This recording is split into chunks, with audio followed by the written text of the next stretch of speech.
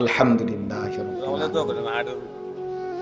আল্লাহুম্মা আনতাস সালাম ওয়া মিনকাস সালাম তাবারাকতা ইয়া যাল জালালি ওয়াল ইকরাম ইয়া রাব্বি লাকাল হামদু কামা ইয়ানবাগি লিজালালি ওয়াজহিকা ওয়া আযীমি সুলতানিক ওয়া সাল্লি আলা মুহাম্মাদিন কামা হুয়া আহলুক ওয়া ফাআল বিনা খায়রান কামা আনতা শানুক ইয়া আরহামার রাহিমিন ইয়া আরহামার রাহিমিন ইয়া আরহামার রাহিমিন ربنا ظلمنا أنفسنا وإن لم تغفر لنا وترحمنا لنكونن من الخاسرين ربنا آتنا في الدنيا حسنة وفي الآخرة حسنة وقنا عذاب النار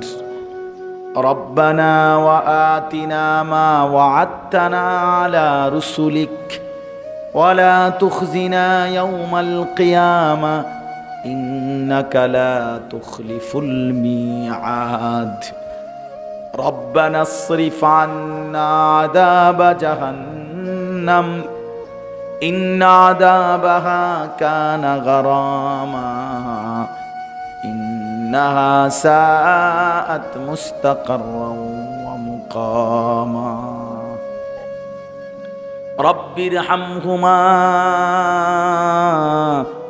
كما ربياني صغيرا ربنا هب لنا من أزواجنا وذرياتنا قرة أعين وجعلنا للمتقين إماما رب اجعلني مقيم الصلاة ومن ذريتي ربنا وتقبل دعاء ربنا اغفر لي ولوالدي وللمؤمنين يوم يقوم الحساب مولاي كريم আপনি মাফ করে দেন রব্বে করিম আপনি মাফ করে দেন মেহেরবান মাওলা আপনি মাফ করে দেন রাত অনেক গভীর মাওলা সারা পৃথিবীর কোটি কোটি মানুষ ঘুমিয়ে গেছে আমরা অল্প কয়েকজন নাফরমান গোলাম এখনো ঘুমাই নাই মাওলা গুনাহ অনেক বেশি মাওলা নাফরমানি অনেক বেশি মাওলা এজন্য ঘুম যেতেই ভয় হয় চোখ বন্ধ করতেই ভয় হয় ঘুম যদি আর না ভাঙ্গে চোখ যদি আর না মেলে মাওলা এত গুনাহ নিয়ে কবরে যাব কেমনে হাসরের ময়দানে দাঁড়াবো কেমনে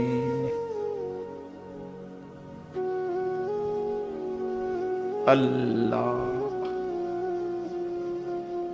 মাফ করে দেন মওলায়ে করিম আপনি মাফ করে দেন আযাব দিলে আপনার কোনো লাভ নাই মাফ করে দিলে আপনার কোনো ক্ষতি নাই মাফ করলে আপনার কমবে না মাফ না পেলে আমাদের উপায় থাকবে না আপনি মাফ করে দেন মাকে মাফ করে দেন বাবাকে মাফ করে দেন দাদা দাদি নানা নানিকে মাফ করে দেন চাচা মামা ফুফা খালুকে মাফ করে দেন চাচি মামি ফুফি খালাকে মাফ করে দেন বিবিকে মাফ করে দেন ছেলে মেয়েদেরকে মাফ করে দেন ভাই বোনদেরকে মাফ করে দেন পাড়া পড়শিকে মাফ করে দেন বন্ধু স্বজনদেরকে মাফ করে দেন সমস্ত কবরবাসীদেরকে মাফ করে দেন কিয়ামত পর্যন্ত কবরের আযাব মাফ করে দেন কবরগুলোকে জান্নাতের টুকরা বানিয়ে দেন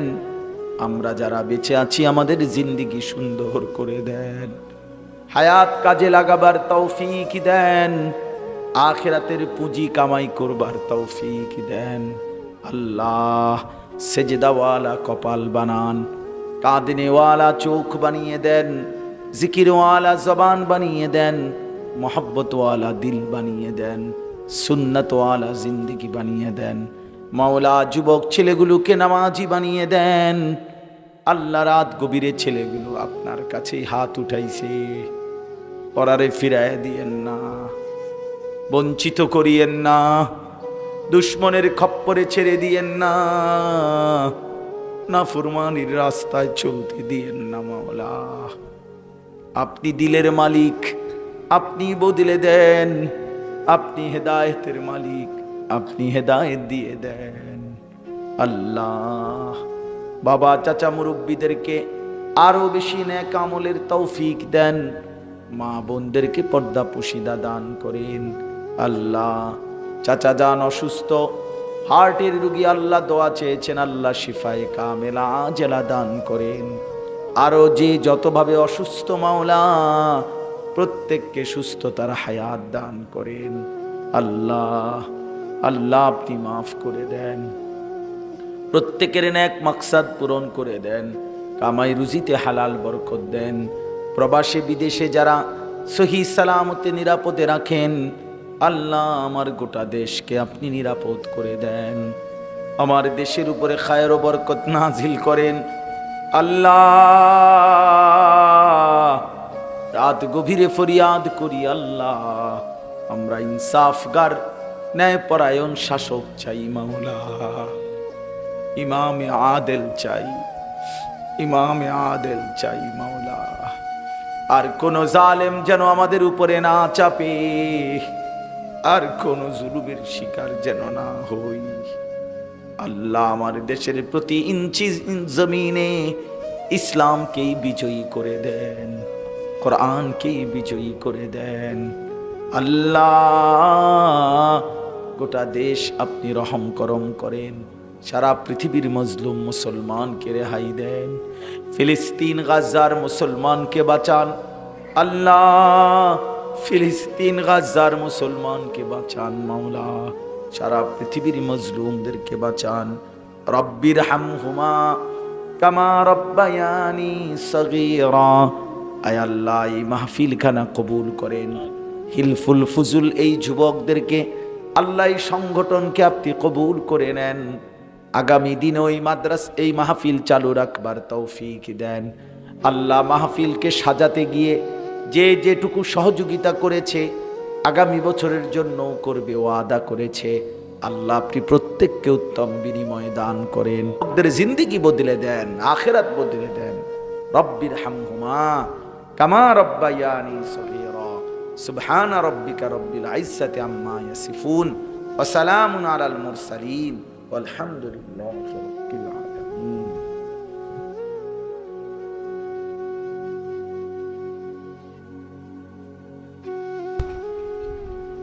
এ কেমন জিন্দেগি? আমার কথা হলো এত বিবেক তো থাকবে, এতটুকু আকল যদি কাজ না করে,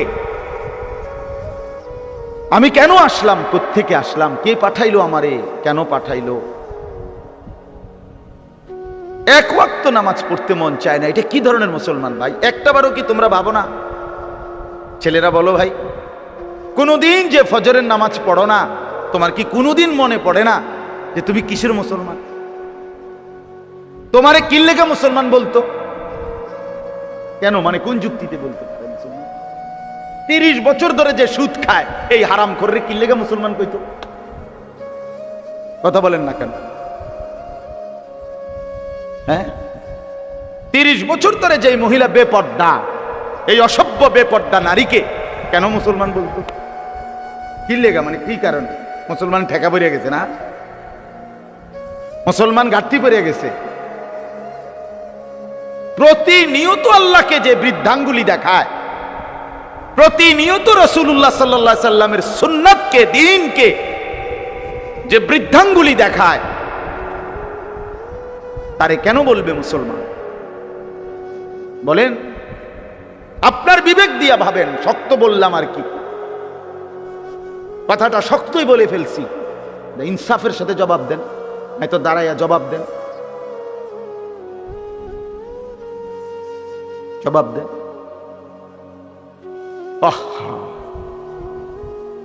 প্রতিনিয়ত, আরে একটা মানুষ তো হুচট খায়, একটা মানুষ পিছলা খায়, একটা মানুষ পড়ে যাইতে পারে, ঠিক আছে ভুল হবে, পিছলা খাবে, পড়ে যাবে, ভুল হবে, অপরাধ হবে, গুনাহ হবে। খোদার কসম, গুনাহ আমারও আছে, গুনাহ আপনারও আছে। এটা তো কোনো কথা না, দোষের কথা না। দোষ তো হইল গুনার উপরে লাগাতার ধারাবাহিক। এটা কোন ধরনের মুসলমান? আমার 6 মাসের মধ্যে একদিন জামাত ছুটে গেছে, হইতে পারে। আমার 10 দিনের মধ্যে, 15 দিনের মধ্যে, 1 মাসের মধ্যে কোনোদিন ফজরের নামাজ উঠতে দেরি হয়ে গেছে, সেটা তো হইতে পারে। লাগাতার প্রতিদিন এক জিন্দিগি, আপনি প্রতিদিন মিশা কথা কইবেন? কথা বলেন, এটা কি একটা যুক্তি হইল? বলো ভাই, আমার কথা তো এইটা না। ভুল তো আমারও আছে, ভুল তো আপনারও আছে, অপরাধ আমারও আছে, আপনারও আছে। আমি তো বেহেশতের থেকে ঘুরে আইছি না, কথা বোঝেন নাই? আমরা হিসাব দিতে হবে কিনা, আপনারা দিতে হবে কিনা, হুজুর দিতে হবে কিনা, তো এটা তো কোনো কথা টেনশন না। টেনশন হইল লাগাতার 30 বছর মিশা কথা কয় কেমনে, লাগাতার প্রতিদিন সুদ খায় কেমনে, প্রতিদিন ওজনে কম দেয় কেমনে, প্রত্যেক দিন মুসলমানের ঘরে রঙিন টেলিভিশনে নাচ গান নর্তকী চলে কেমনে, এক মুসলমানের স্ত্রী ডেইলি বেপর্দা হয় কেমনে, মাইয়াটা প্রতিদিন বেপর্দা হয় কেমনে। এটা কি মুসলমান? এটা বাপটা কেমন, মা কেমন, সন্তান কেমন? এদের ইসলাম কোথায়, এদের আল্লাহ কোথায়, এদের আখিরাত কোথায়? বলেন, ইনসাফ বলেন ভাই। ছেলেরা তোমরা বলো মিয়া, কেন সেজদা দাও না? কেন নামাজ পড়ো না? কেন আল্লাহর কথা মনে পড়ে না? কেন এত বড় জালেম হলা? কেন এত বড় সীমা লঙ্ঘনকারী হলা? কেন এত বড় অহংকারী হলা? কেন যে মনিবকে চেনো না? কোরআনুল কারীমের মধ্যে আছে, ইবলিসকে আল্লাহ বলছে, ইবলিস একটা সেজদা দিলি না, তুই তো অহংকার করলি। ফামা ইয়াকুনু লাকা আন তাতাকাব্বারা, তুই কি জানো না আমি আল্লাহর সামনে অহংকার করা সাজে না। আল্লাহ বলছেন একটি সেজদা না দেওয়াতে, খোদার কসম, সূরা আরাফের মধ্যে আছে, আল্লাহ বলছেন একটি সেজদা না দেওয়ার কারণে ইবলিসকে আল্লাহ বলছে তুমি অহংকারী। আর আল্লাহ বলছেন আলাইসা ফি জাহান্নামা মাসওয়াল লিল মুতাকাব্বিরিন, আল্লাহ বলছে কোরআনে সমস্ত অহংকারীদের ঠিকানা শুধুই জাহান্নাম। ভাইয়া শুধু ওয়াজ না, গতানুগতিক একটা মাহফিল করা দরকার ছিল, এই জন্য মাহফিল হলো। প্রতি বছর আমরা একটা ওয়াজ হয় দেখা হইল না রে ভাইয়া, জীবনটা এতটুকু হলে হবে না। আল্লাহ আনাইছে, আল্লাহ বসাইছে, আল্লাহ তৌফিক দিছে বলে আমরা বসছি। এই জন্য যে কয়জন বসছেন, মাঝ বয়সী, বয়স্ক, নওজোয়ান কিংবা পর্দার আড়ালের কোনো মা বোন, আমিও আপনিও চলেন ভাবি, আখিরাত ভুলে গেলাম কেন? আল্লাহকে ছেড়ে দিলাম কেন? রাসূলুল্লাহ সাল্লাল্লাহু আলাইহি সাল্লামকে ভুলে গেলাম কেন? আমি প্রায় বলি জানেন, আমাদের কাছে 4টি নিয়ামত আছে সর্বশ্রেষ্ঠ। এক, আমাদের রব আল্লাহ, আমাদের নবী মুহাম্মদুর রাসূলুল্লাহ, আমাদের কিতাব কোরআন, আমাদের ধর্ম ইসলাম। এই 4টাই সর্বশ্রেষ্ঠ। কি বলেন? আল্লাহ সর্বশ্রেষ্ঠ কিনা? আমাদের নবী মুহাম্মদ সর্বশ্রেষ্ঠ কিনা? কোরআন সর্বশ্রেষ্ঠ কিনা? ইসলাম সর্বশ্রেষ্ঠ কিনা? তাহলে 4টি সর্বশ্রেষ্ঠ নিয়ামত যার কাছে আছে, তে নষ্ট হইল কেন? আমার প্রশ্ন হইল, কিসের অভাবে তুমি নষ্ট হয়ে গেলা? কি ছিল না বলে, কি পাও নাই বলে? আল্লাহ পাক রব্বুল ইজ্জত যুল জালাল ওয়াল ইকরামের ফজল করম, রব্বুল আলামিনের অপরিসীম ইহসান, মেহেরবানি, দয়া, আল্লাহ তাআলা আমাদেরকে আজ 9 অক্টোবর 2024 রোজ বুধবার কুমিল্লা জেলা সদর দক্ষিণ লালমাই বাজার সংলগ্ন বড় দুর্গাপুর চকবস্তা দারুল উলুম মাদ্রাসা ও এতিমখানা এবং এলাকাবাসীর যৌথ উদ্যোগে আজকের এই 16তম বার্ষিক ওয়াজ ও দোয়ার মাহফিলে আল্লাহ তাআলাই আমাদেরকে আসবার, বসবার, বৃষ্টিমুখর পরিবেশও কষ্ট করে সবরের সাথে আল্লাহর কথা শুনবার উদ্দেশ্যে এতক্ষণ পর্যন্ত ধৈর্য ধরার তৌফিক দিয়েছেন। এজন্য সকলেই বলি আলহামদুলিল্লাহ। মুআজ্জাজ মুহতারাম হাজিরিন,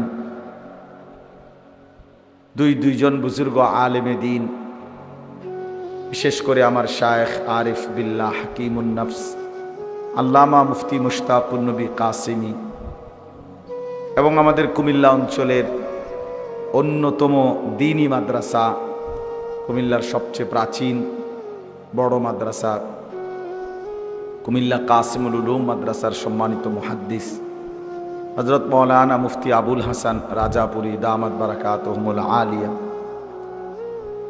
দুইজন হযরত আপনাদের সামনে বয়ান করেছেন, আরো ওলামায়ে কেরাম নসিহত করেছেন।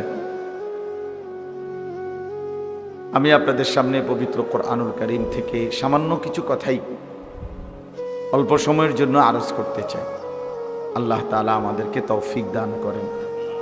পবিত্র কোরআনুল কারীমের 29 নম্বর পারা, কোরআনুল কারীমের 75 নম্বর সূরা, সূরাটার নাম হচ্ছে সূরায়ে কিয়ামাহ, মানে কিয়ামত। এই সূরার নামই কিয়ামত। এই সূরার ছোট্ট ছোট্ট কতগুলো আয়াত, 20 নম্বর আয়াত থেকে 35 নম্বর আয়াত পর্যন্ত প্রায় 16টি আয়াত আমি আপনাদের সামনে ছোট্ট ছোট্ট আয়াতগুলো পড়েছি। ইনশাআল্লাহ অল্প একটু সময়ের ভিতরেই এর তর্জমা আপনাদের কাছে শোনাইতে চাই।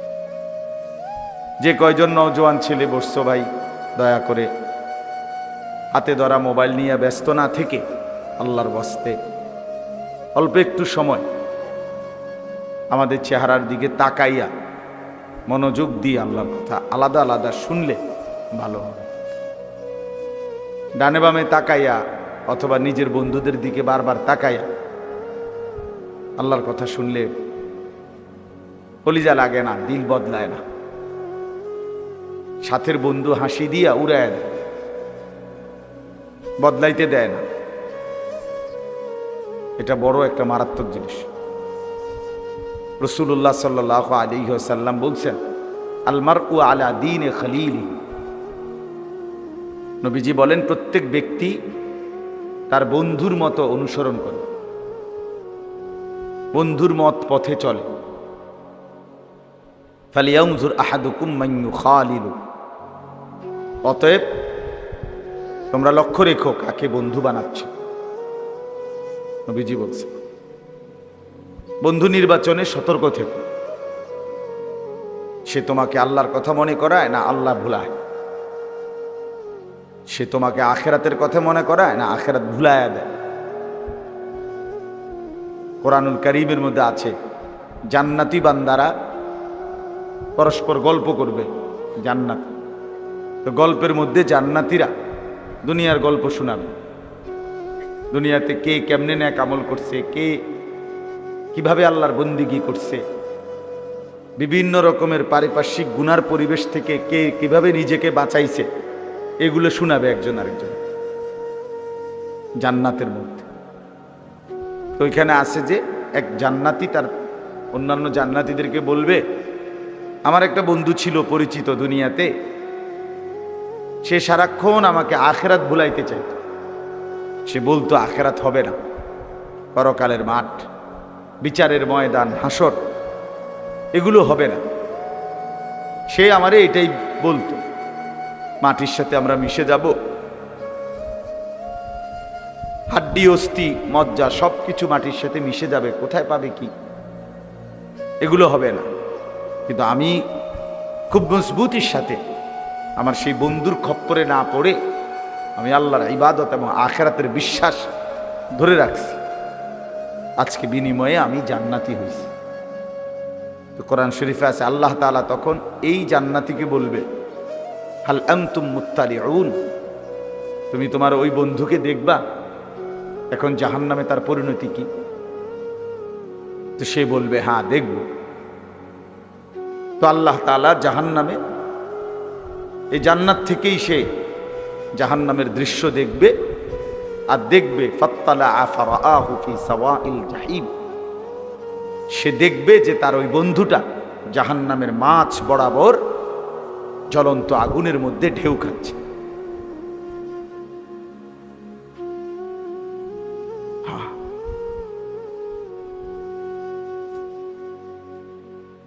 তো তখন সে চিৎকার দিয়ে বলবে,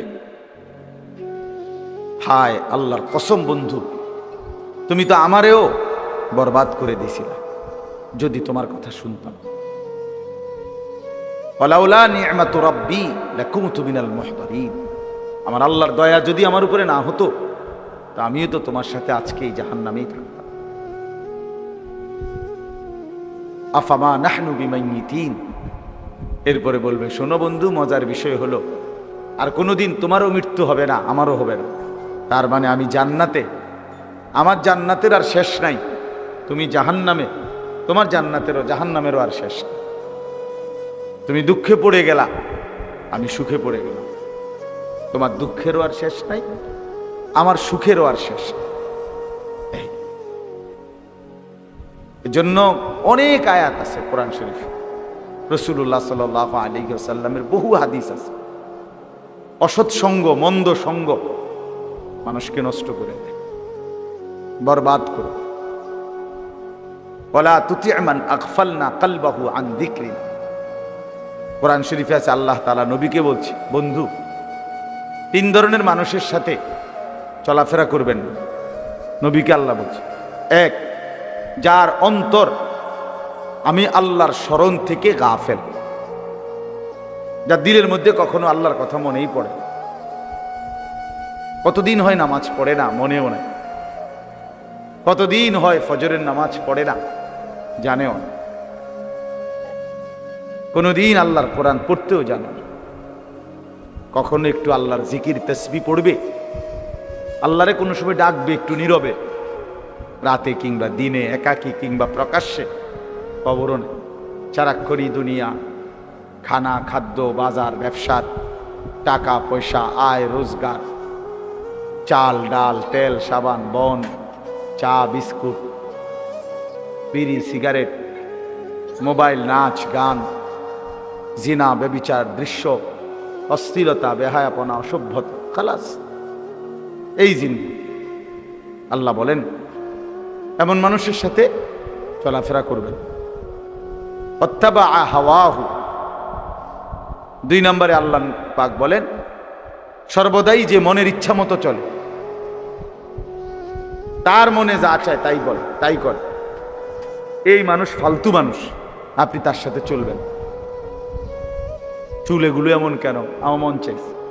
জামা এমন কেন, আমার মন চাইছে। তুমি ঘুরতেছো কেন এখানে, আমার মন চাইছে। নামাজ পড়ো না কেন, আমার মন চাইছে। ঘুমাচ্ছ কেন এখন, এখন তো ঘুমের টাইম না, সকাল 9টা বাজে, আমার মন চাইছে। রাত 2টা বাজে গেছে, ঘুমাচ্ছ না কেন, আমার মন চাইছে, ঘুমাবো না। আপনার কি মানে জিন্দেগির কোনো কি নাই, নিয়ম কানুন নাই। মনে যা চায়, জন্তু জানোয়ারের মতো, কুকুর বিড়ালের মতো, হাইওয়ানের মতো তাই। আল্লাহ তাআলা বলেন বন্ধু এমন ফালতু মানুষের সাথে চলাফেরা করবেন।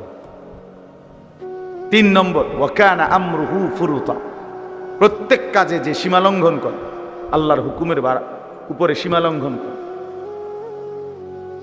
আল্লাহর হুকুম তো পালন করেই না, তদুপরি বাড়াবাড়ি করে, সীমালঙ্ঘন।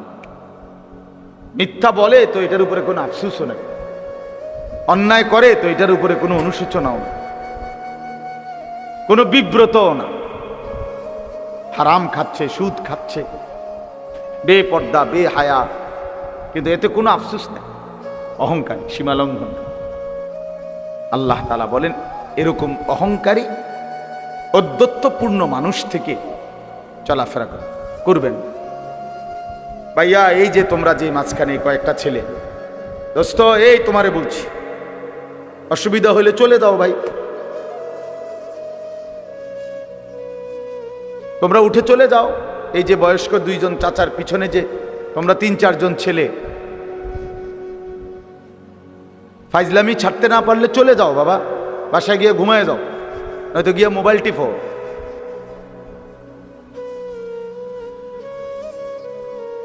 ফালতু মানুষ আমার পছন্দ না। কোনো গাফেল লোককে বলে কোনো লাভ, একজনকে বললে ভালো। এতগুলো মানুষের সামনে ওলামায়ে কেরাম কথা বলতেছে, ওরা প্রথম থেকেই হাসি মজাক করতেছে। হ্যাঁ, অনেক বেশি। বিশ্বাস করেন, একজন মানুষও যদি বোঝেন, মানে আমরা আমাদের সন্তানদের কাছে, বর্তমান আমাদের কিশোর তরুণ নওজোয়ানদের কাছে রীতিমতো আমরা হেরে গেছি।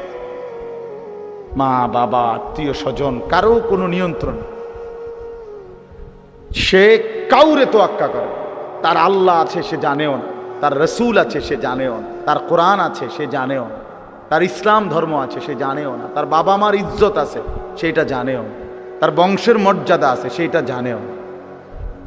কিচ্ছুর সাথে কোনো যোগাযোগ, চুল, চেহারা, লেবাস, জামা, কথাবার্তা, স্টাইল, সারাদিনের হাঁটা চলা, সব কিছুই বেঈমানের মতো,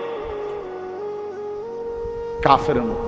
কোনো না কোনো মুশরিক, কোনো না কোনো নাস্তিক, কোনো না কোনো বেঈমানকে অনুসরণ।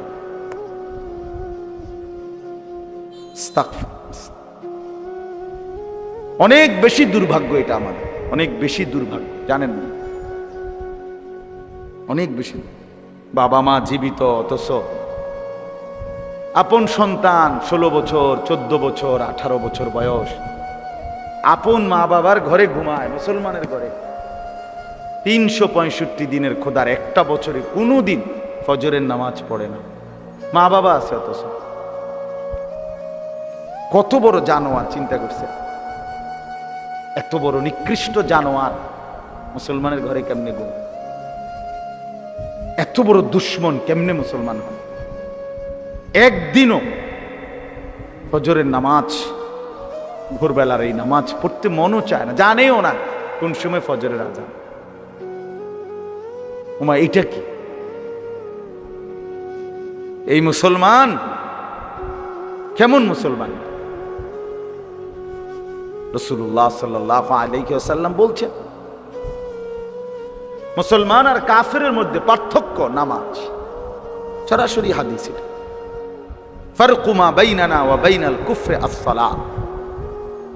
সরাসরি নবীজি বলছেন, আমাদের মাঝে আর কাফেরের মাঝে পার্থক্য নামাজ। আগা কাটা না। আমরা তো বুঝছি যে আগা কাটলে কয় মুসলমান, আগা না কাটলে মুসলমান না। না, আগা কাটার লগে এটা সম্পর্ক না। ওইটা তো হলো খতনা করা, ওইটা একটা আমল, ইসলামের সুন্নাত আমল। বাচ্চাকে যে খতনা করায়, এটা একটা ইসলামের একটা আমল, নবীজির একটা আমল এটা।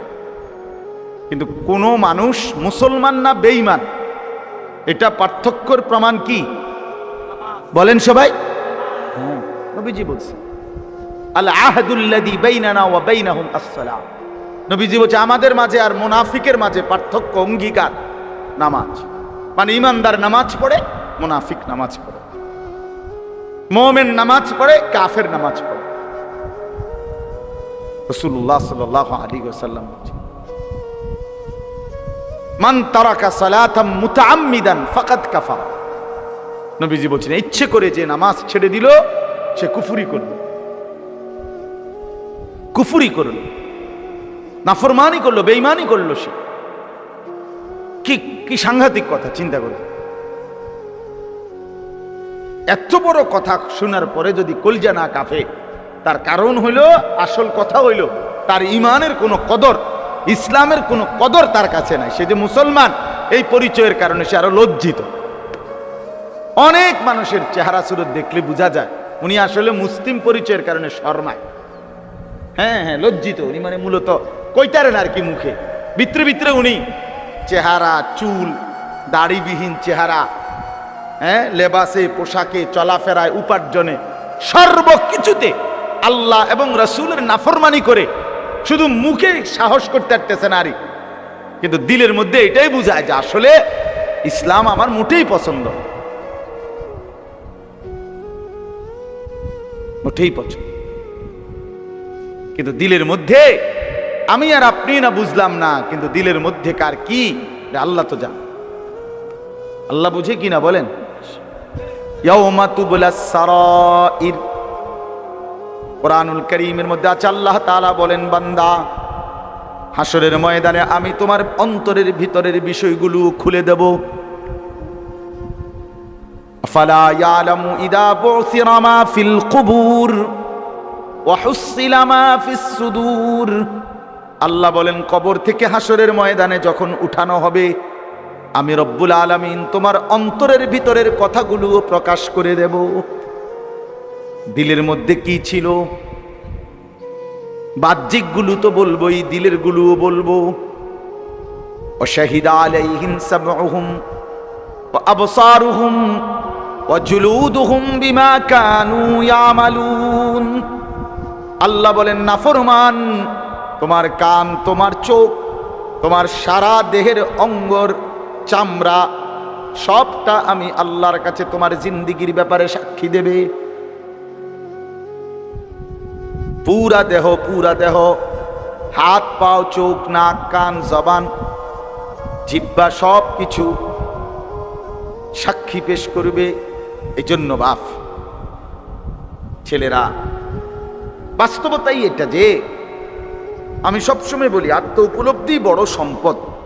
আমি যদি এতটুকু না বুঝলাম আসলে আমি কে, আমি কোত্থেকে আসলাম, আমারে কে পাঠাইলেন, আমারে কি করতে বললেন, আমি করতেছি কি, এত্তুর দেমাগ, এত্তুর আকল যদি কারো মাথায় না ধরে, এ মানুষ কিভাবে? মুসলমান তো দূরে থাক, আর এতে মানুষ হয় কেন? যার এতটুকু কমন সেন্স নাই, এতটুকু আকল দিমাগ নাই, বলো ভাই। তোমরা যারা এইখানে বসা অনেক ছেলে, তোমরা চেহারা দেখলে বুঝাই যায় এক ওয়াক্ত নামাজ পড়ো না। আমার নাহলে আমি দাঁড় করাই দেব, বেনামাজির দাঁড় করাই আমি। বেনামাজি তো অসভ্য, আর অসভ্যরে চিনা যায়। বেনামাজি তো নির্লজ্জ, বেহায়া। বেনামাজি তো জন্তু জানোয়ার, ওরে চিনা যায় তো। ওর চেহারার মধ্যে কোনো রসকস থাকে না, দয়া মায়া থাকে না, সৌন্দর্য থাকে না, ভদ্রতা থাকে না, মানবতা থাকে না, ইনসানিয়ত থাকে না, মনুষ্যত্ব থাকে না। আল্লাহ তাআলা সমস্ত গুণ, উত্তম আখলাক, জীবনের সকল সৌন্দর্য বেনামাজি থেকে ছিনায় নেয়। আর বান্দা যখন নামাজ পড়ে, খোদার কসম আল্লাহ কোরআনে বলছে, বান্দা পুরা নামাজে আমি আল্লাহ সরাসরি তোমার দিকে তাকায় থাকি। আল্লাযী ইয়ারাকা হিনা তাকুম ওয়া তাকাল্লুবাকা ফিস সাজিদিন। রব্বুল আলামিন বলেন, বন্ধু আপনি যখন নামাজে দাঁড়ান, আমি আল্লাহ সরাসরি আপনাকে দেখি। ওয়া তাকাল্লুবাকা ফিস সাজিদিন, আপনি যখন আমার বান্দাদের সাথে রুকু দেন, সেজদা দেন, আমি আল্লাহ তখনও আপনাকে সচক্ষে দেখি, পুরা দেখতে থাকি। আল্লাহর রহমের নজর পড়তে থাকে তার উপরে। এই জন্য বাপ আমার, এ কেমন জিন্দিগি? আমার কথা এত বিবেক তো থাকবে, এতটুকু আকল যদি কাজ না করে, আমি কেন আসলাম, কোত্থেকে আসলাম, কে পাঠাইলো আমারে, কেন পাঠাইলো? এক ওয়াক্ত নামাজ পড়তে মন চায় না, এটা কি ধরনের মুসলমান ভাই? একটাবারও কি তোমরা ভাবো না? ছেলেরা বলো ভাই, কোনোদিন যে ফজরের নামাজ পড়ো না, তোমার কি কোনোদিন মনে পড়ে না যে তুমি কিসের মুসলমান? তোমারে কি লেগে মুসলমান বলতো? কেন, মানে কোন যুক্তিতে বলতো মুসলমান? 30 বছর ধরে যে সুদ খায়, এই হারাম করে কি লেগে মুসলমান কইতো? কথা বলেন না কেন? হ্যাঁ, 30 বছর ধরে যে মহিলা বেপর্দা, এই অসভ্য বেপর্দা নারীকে কেন মুসলমান বলতো? কি লেগা, মানে কি কারণ? মুসলমান ঠেকা পড়িয়া গেছে না, মুসলমান ঘাটতি পড়িয়া গেছে। প্রতিনিয়ত আল্লাহকে যে বৃদ্ধাঙ্গুলি দেখায়, প্রতিনিয়ত রাসূলুল্লাহ সাল্লাল্লাহু আলাইহি সাল্লামের সুন্নাতকে, দ্বীনকে যে বৃদ্ধাঙ্গুলি দেখায়, তারে কেন বলবে মুসলমান? বলেন, আপনার বিবেক দিয়া ভাবেন। শক্ত বললাম আর কি, কথাটা শক্তই বলে ফেলছি, ইনসাফের সাথে জবাব দেন, নয়তো দাঁড়াইয়া জবাব দেন, জবাব দেন।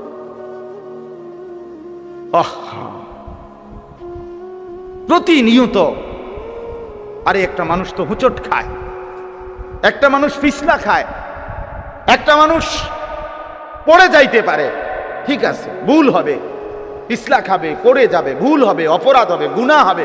খোদার কসম, গুনাহ আমারও আছে, গুনাহ আপনারও আছে। এটা তো কোনো কথা না, দোষের কথা না। দোষ তো হইল গুনার উপরে লাগাতার ধারাবাহিক। এটা কোন ধরনের মুসলমান? আমার 6 মাসের মধ্যে একদিন জামাত ছুটে গেছে, হইতে পারে। আমার 10 দিনের মধ্যে, 15 দিনের মধ্যে, 1 মাসের মধ্যে কোনোদিন ফজরের নামাজ উঠতে দেরি হয়ে গেছে, সেটা তো হইতে পারে। লাগাতার প্রতিদিন এক জিন্দিগি, আপনি প্রতিদিন মিশা কথা কইবেন? কথা বলেন, এটা কি একটা যুক্তি হইল?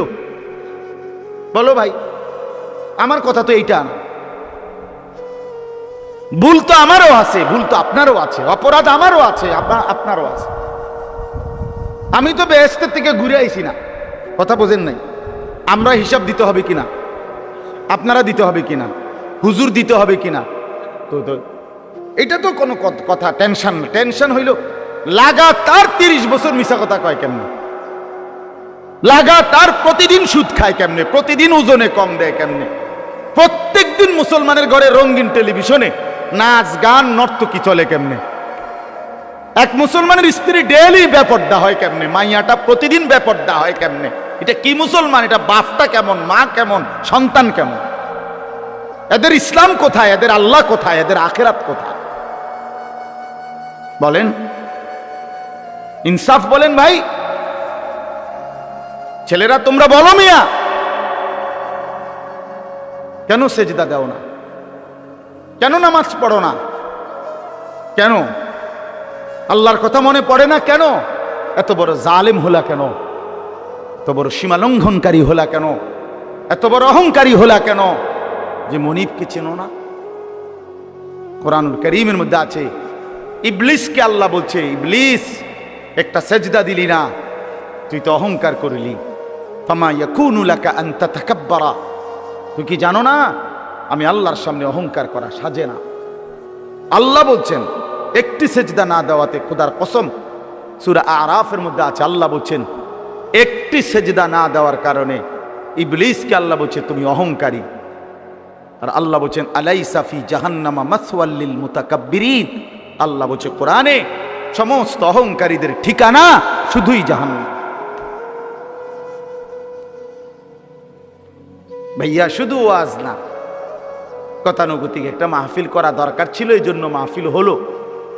প্রতি বছর আমরা একটা ওয়াজ হয় দেখিয়া হইল না রে ভাইয়া, জীবনটা এতটুকু হলে হবে না। আল্লাহ আনাইছে, আল্লাহ বসাইছে, আল্লাহ তৌফিক দিছে বলে আমরা বসছি। এই জন্য যে কয়জন বসছেন, মাঝ বয়সী, বয়স্ক, নওজোয়ান কিংবা পর্দার আড়ালের কোনো মা বোন, আমিও আপনিও চলেন ভাবি, আখেরাত ভুলে গেলাম কেন? আল্লাহকে ছেড়ে দিলাম কেন? রাসূলুল্লাহ সাল্লাল্লাহু আলাইহি সাল্লামকে ভুলে গেলাম কেন? আমি প্রায় বলি জানেন, আমাদের কাছে 4টি নিয়ামত আছে সর্বশ্রেষ্ঠ।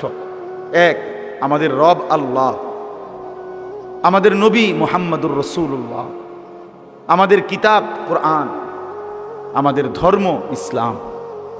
এই 4টাই সর্বশ্রেষ্ঠ। কি বলেন? আল্লাহ সর্বশ্রেষ্ঠ কিনা? আমাদের নবী মুহাম্মদ সর্বশ্রেষ্ঠ কিনা? কোরআন সর্বশ্রেষ্ঠ কিনা? ইসলাম সর্বশ্রেষ্ঠ কিনা? তাহলে 4টি সর্বশ্রেষ্ঠ নিয়ামত যার কাছে আছে, তে নষ্ট হইল কেন? আমার প্রশ্ন হইল, কিসের অভাবে তুমি নষ্ট হয়ে গেল? কি ছিল না বলে? কি পাও নাই বলে? বলেন।